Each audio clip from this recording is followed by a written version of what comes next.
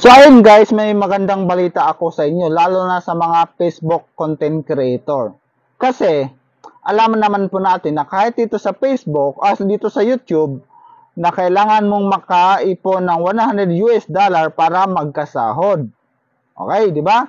Kasi, kung sa loob ng isang buwan, hindi ka makakaabot ng $100, nakapinding lang yung earnings mo. Halimbawa, sa loob ng isang buwan, kung magkaroon ka lang ng earnings na $50, maiipon lang yan, mag-standby lang yun, hindi mo lang yun siya makukuha.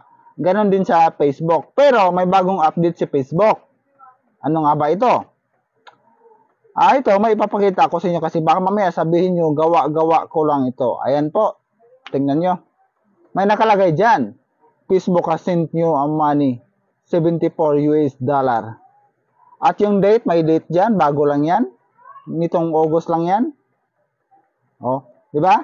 Kasi hindi naman magsisin sa atin si Facebook pagka ganyan $74 dapat. Hindi ganon. Dapat $100. Pero may bagong update si Facebook na kung magkaroon ka ng income na $25, pwede mo na itong makuha sa loob ng isang buwan pagdating ng sahuran.